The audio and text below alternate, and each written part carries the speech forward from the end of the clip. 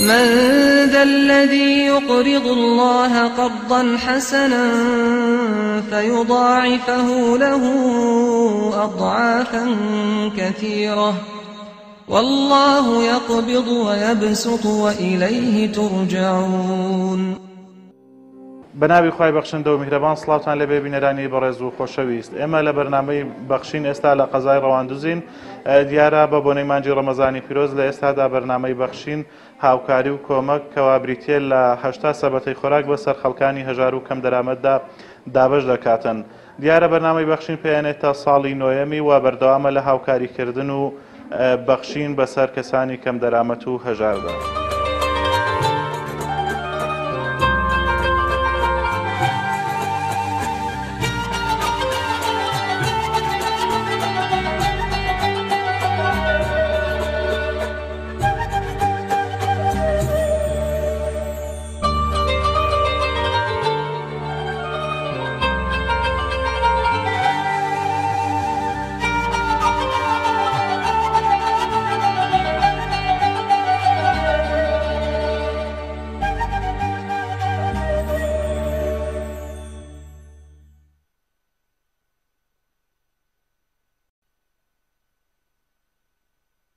بسم الله الرحمن الرحيم. خوا خير ملا بنيسي سباس كاين برنامج بخشين خوا خير ملا بنيسي دستو خوش بليان بزيادة بخوا هواوري لو فقير وفقاريان دايتو لو هيتيمانا دستو ساي ملا خوش بمان دي بني ملا خوا إن شاء الله پاداشتيانا دتو والله يوكلوا بلا مو بيستلو هم فقيرة وحالة مو بيستي بيكاكا هم زي خوي أجري خوا خير بنيسي يا ربي خوا سركوتيان كاملا. سپاسی بەرنامەی بەخشین دەکەم کە هاوکاری هێتیم و فەقیر و هەژاران دەداتن دەستیان خۆشبی زۆر مەمنون هاوکاریمان دەکەن لۆ مانجی ڕەمەزانێ الحەمدولیلا لەخوای بەزیادبی زۆر باشە ئەو ئەرزاق و ئازوقە و شتەی دەنە فەقیر و فەقەراتان دەست چاویان خۆشبی زۆر سپاس زۆر مەمنون خوای گەورە پاداشتیان داتەوە ئینشاءالله. لێ بەزیادی بێخوای لەسەر ماریەمە بەزیادی بێخوای گەورە یا ڕەبی والله خوا خير حمو خوا خوازم نيسي خوا قبره لين بس زيادة بي أي أرزاق كذا يتمو فقير فقاراتي خوا لين بس زيادة بي رستورو مالي عما سباسي بخشينا كاين سباسي عما كاين إيه وفقير أوري لا فقير وجارة داتو لها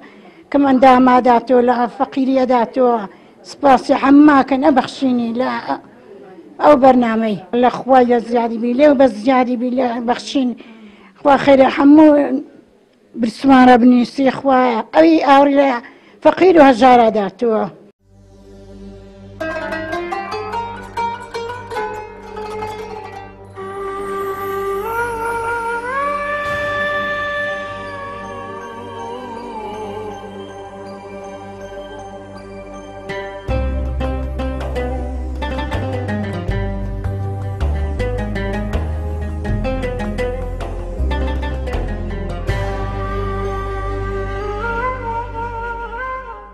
خوا خير خير كريم بنويسي خوا يا ربي خداي قورو له بج بخوايا خوا خير بنويسي ان شاء الله الرحمن خواي قورو هذا باريس خوا اخي خوا زانا خوا خير يعني بنويسي ربي خوا لدستان نبري خوا لو ان زوج تربي خوا هوا بالرحمة بخوا بكرم بخوا لان نبري خوا زيترك خوا خوان لو قبولك خوا هوا خوا بقربان مانجی رمضان خوا پێشەچی بە خێراتتان دەکەم زۆر بەخێر بن سەر و سەرچاو زۆر سپاستانەکەم و پێخۆشحاڵ بووم کە ئەو بەخشینەتان بۆ ئەو ماڵە هەژارانە ناردووە ئینشاڵڵا نمونەتان زیادە بێ خوا پاداشتاندا زۆر مەمنونین پێداویستەکان فاسوولیا و ئاوە تەماتە و ئەو شتانەیە زۆر مەمنونین و پێداویستەکان زۆر باشن لە بۆ مانجی ڕەمەزانێ.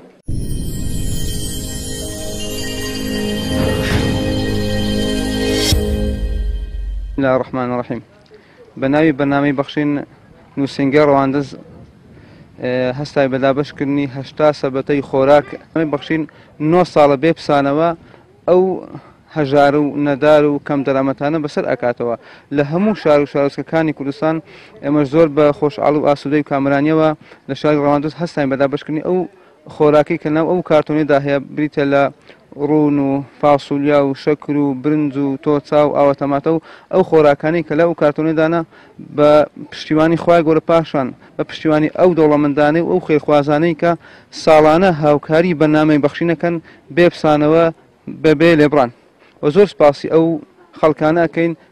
کە هاوکاری ئەو هەژار و نەدار و کەم دەرامەتانە ئەکەن لە ساڵی قەیران و لە وەرزەکانی قەیران و لە کوردستانشی پر قەیران و نەهامەتیدا.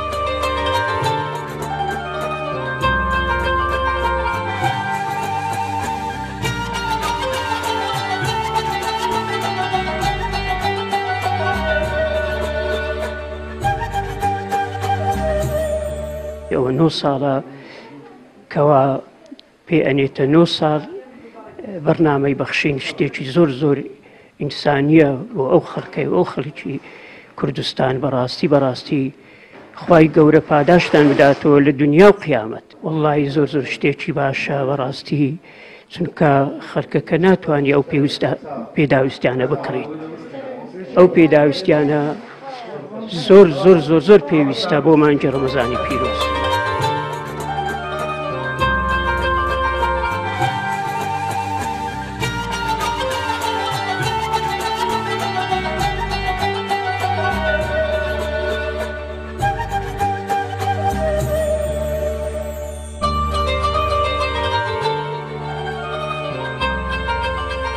بەناوی خدای بەرز و مێهرەبان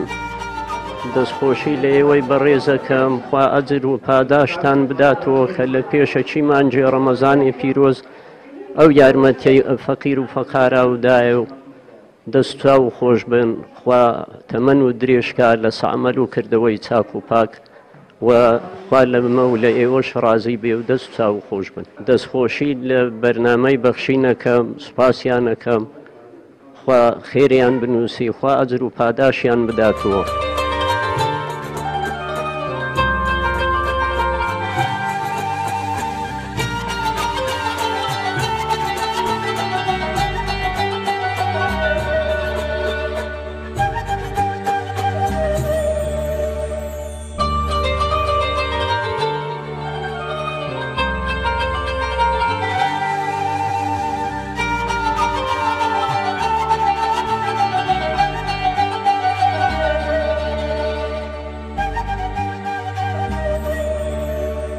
سەرتا بەخێراتنتانەکەم و دەستخۆشتان لێ یەکەم بۆ